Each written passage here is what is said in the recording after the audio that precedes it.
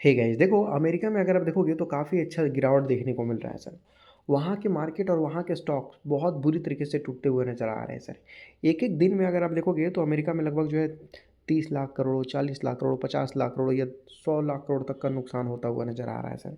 बहुत आराम से नुकसान होता हुआ नज़र आ रहा है क्योंकि सर ऐसे-ऐसे कंपनियों में गिरावट देखने को मिल रहा है कि सर हम लोग ही परेशान हो जाएँगे देख के। अभी जैसे देखिए सॉफ्ट बैंक की बात करते हैं तो सर वो 10% क्रैश होता हुआ नज़र आया। छोटा-मोटा नहीं है सर, बहुत बड़ी गिरावट है सर। 10% मतलब कोई छोटी-मोटी चीज़ नहीं होती है सर, सोच लो। आप लोग खुद ही देख लीजिए सर, क्या ये छोटा-मोटा गिरावट है? 10% से भी ज़्यादा है सर। ऑलमोस्ट 11% है, देख लीजिए। और इससे पहले अगर आप देखते हैं पिछले 6 महीने में क्या तेज़ी दिखाया है सर इसने। मात्र 6 महीने के अंदर इसने लगभग जो है 266% तक का रिटर्न निकाल के दिखाया। सोच लो 250% से भी ज़्यादा रिटर्न निकाल के दिखा। और अब अगर आप देखते हैं तो सर इस कंपनी की हालत पूरी तरीके से ख़राब है सर। लगभग 35% तो गिर चुका है। 35% गिरा हुआ है, इस बात का टेंशन नहीं है। एक-एक दिन में सर 10-10% गिरता हुआ नज़र आ रहा है सर, सोचिए। अब जैसे एनवीडिया की बात कर लेते हैं सर। एनवीडिया अगर आप देखोगे तो सर लगभग पिछले 5 दिनों में ये देखिए एक ही दिन में सर इसमें भी लगभग जो है 8-10% का गिरावट हुआ। देख लीजिए इसमें भी लगभग 1-2 दिन पहले की बात मैं आपको बता रहा हूँ, 10% तक की गिरावट देखने को मिली है सर। देख लीजिए ये भी कोई छोटी-मोटी गिरावट नहीं है। एनवीडिया जैसा स्टॉक 10% गिरा मतलब सर 50 लाख करोड़ का नुकसान। 50 लाख मतलब रिलायंस जैसे 2.5 कंपनी हो जाते हैं सर, ठीक है? और ये अगर देखोगे तो पिछले 1 महीने से इसने लोगों को परेशान कर रखा है और एनवीडिया पूरी तरीके से क्रैश होने जैसा है सर। तो ये भी एनवीडिया जैसा स्टॉक 10-10% गिरता हुआ नज़र आ रहा है। ये सभी एआई से रिलेटेड है, एआई से रिलेटेड है। फेसबुक की बात करते हैं सर, जो कि मेटा, ये भी अगर आप देखेंगे तो बहुत बुरी तरीके से क्रैश होता हुआ नज़र आ रहा है। अभी हाल फिलहाल में देख लीजिए जब ये क्रैश हुआ था तो लगा कि जैसे कंपनी में कुछ बहुत बड़ी गड़बड़ हो गई है। 17% तक का क्रैश होता हुआ नज़र आ रहा था सर। ये मेटा है, फेसबुक। वही सारी चीज़ें यहाँ पर आपको बताया जा रहा है कि जो सॉफ्ट बैंक है ये बहुत बुरी तरीके से गिरता हुआ नज़र आ रहा है 10-10% के बाजू में। एनवीडिया जैसा स्टॉक अगर आप देखेंगे तो इसके रिज़ल्ट अच्छे आए थे, लेकिन इसके बावजूद भी सर ये गिरता हुआ नज़र आया है। एनवीडिया के रिज़ल्ट अच्छे आने के बावजूद ऊपर से अगर आप देखेंगे जो ताइवान की सेमीकंडक्टर कंपनी है, ताइवान की जो सेमीकंडक्टर कंपनी है उन्होंने सर मैन्युफैक्चरिंग किया है, ठीक है? क्या एनवीडिया के चिप को, जो कि बोला जा रहा है वाज डाउन ओवर 4%, तो 4% उन्होंने कम बनाया है सर एनवीडिया का चिप। मतलब अब एनवीडिया का चिप खरीदने में लोगों का इंटरेस्ट थोड़ा कम है। और ऊपर से सर बिटकॉइन ये भी परेशान करता हुआ नज़र आ रहा है।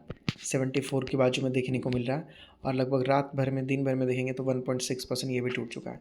पिछले 1 महीने की बात करते हैं या 6 महीने की बात करते हैं तो सर ये भी बहुत बुरी तरीके से टूटा हुआ है सर। लगभग 31% टूटा हुआ है। तो जितने लोगों ने यहाँ पर भी पैसा लगाया था उनको भी तगड़ा वाला नुकसान हुआ है। उनको भी तगड़ा वाला नुकसान होते हुए नज़र आ रहा है। ये जो है सर ऑल टाइम हाई पहुँच चुका था, बहुत ऊपर जा चुका था सर, बहुत ही ज़्यादा ऊपर जा चुका था। मतलब करोड़ के ऊपर पहुँच चुका था सर। तो इससे ये पता चलता है कि ये सारी चीज़ें बहुत हाई था तो ये सब करेक्शन में लग रहे हैं सर।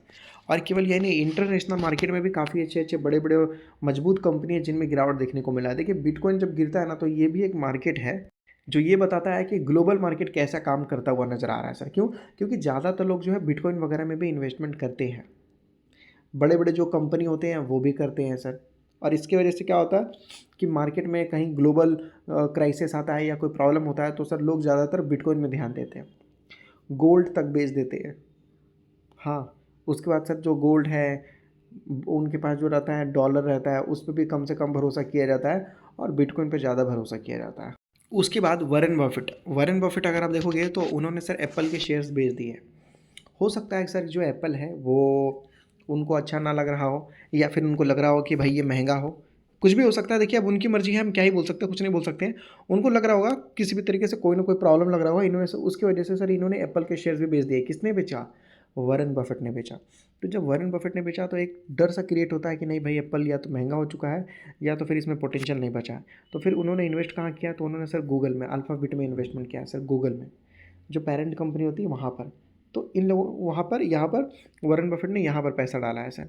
और अगर बात करते हैं तो लंबे समय में इसने तो काफ़ी अच्छा ग्रो कर दिखाया ही है, लेकिन वॉरेन बफेट ने बताइए इतनी हाई लेवल में भी खरीदारी की है सर। एक स्टॉक्स में उन्होंने बेचा और एक स्टॉक्स में सर उन्होंने खरीदा।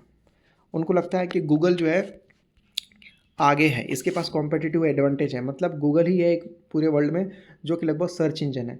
सर्च इंजन के साथ साथ अगर आप देखोगे तो इसने पूरे मार्केट को कैप्चर कर रखा है सर। नए नए प्रोडक्ट लॉन्च कर रहे हैं सर। अब अगर आप देखोगे तो गूगल जेमिनी के थ्रू भी सर ये अपने बिजनेस को ग्रो करने की कोशिश कर रहे हैं सर। उसके बाद जो है ये एआई में गूगल ज़्यादा ध्यान देता हुआ नज़र आ रहा है सर, एआई में। और जो नेक्स्ट जनरेशन है वो एआई से रिलेटेड है सर। तो इस वजह से सर गूगल एक अच्छा खासा इन्वेस्टमेंट करने के लिए कंपनी है। इतने हाई लेवल में है, इसके बावजूद सोच लो, लोग बोलते हैं ना हाई है लो है, तो इसीलिए मैं आपको बोलता हूँ बहुत सारे ऐसे स्टॉक हैं जो गिरते हुए नज़र आ रहे हैं, लेकिन बहुत सारे ऐसे बिजनेस हैं जो बहुत अच्छा परफॉर्म करने वाले हैं। मार्केट में बहुत अपॉर्चुनिटी है, लेकिन देखते हैं कौन उठा पाता है। अभी निफ्टी 50 में भी अगर आप देखेंगे तो बहुत सारे ऐसे स्टॉक हैं जो बहुत बुरी तरीके से पिटे हुए हैं। बहुत सारे ऐसे स्टॉक हैं जो बहुत अच्छा परफॉर्म कर चुके हैं सर निफ्टी 50 में सर। अभी देखिए यहाँ पर बताया जा रहा है बजाज फाइनेंस ने बहुत अच्छा परफॉर्मेंस किया है, बहुत अच्छा परफॉर्म किया है। बीएल ने किया है, ये सारे निफ्टी 50 वाले स्टॉक हैं सर, ठीक है। मारुति सुजुकी, श्रीराम फाइनेंस ने किया है सर, आयशा मोटर ने किया है, इंडिगो ने यहाँ पर किया, भारतीय एयरटेल ने, एसबीआई ने किया, अदानी पोर्ट ने किया है, बजाज फिनसर, टाटा कंज्यूमर, ये सभी ने सर अच्छा परफॉर्मेंस किया है। लेकिन बहुत सारे ऐसे स्टॉक हैं जिन्होंने बहुत तगड़ा तगड़ा नुकसान भी दिया है सर। आइए मैं आपको दिखाता हूँ यहाँ पर, तो देख लीजिए। टाटा मोटर ने 54% तक का लॉस दिया, ट्रेंड ने 34% तक का लॉस दिया, टीसीएस ने 25% तक का लॉस दिया, इन्फोसिस 18% तक का, पावर ग्रिड 17% तक का, टेक महिंद्रा, एचसीएल, मतलब बहुत सारे ऐसे भी स्टॉक हैं निफ्टी 50 में जो कि बिल्कुल ही अच्छा परफॉर्म नहीं कर रहे हैं सर।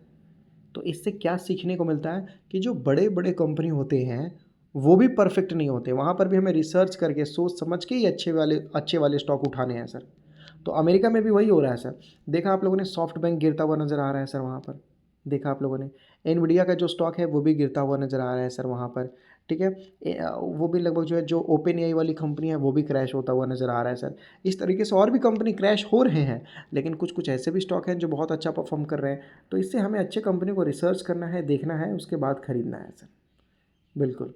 और गिरावट है, लेकिन इस गिरावट में हमेशा थोड़ा बहुत संभल के चलना है, क्योंकि आप ज़्यादा परेशानी नहीं देगा मार्केट आपको। मुझे लगता है कि अगले 6 to 8 मंथ में मार्केट बहुत कुछ अच्छा दिखाएगा सर, बहुत कुछ अच्छा करके दिखाएगा। क्यों? क्योंकि सर अब हमारा बजट आने वाला है भारत में बजट आने वाला है, और भारत में जब बजट आता है तो सरकार पुश करती है बहुत सारे सेक्टर्स को आगे बढ़ने के लिए सर। उस सेक्टर में एलोकेट किया जाएगा, फंड एलोकेट किया जाएगा, बूस्ट किया जाएगा। तो वो याद रखिएगा, बजट है भारत में, अब सब कुछ अच्छा होने वाला है, इतना याद रखिएगा सर।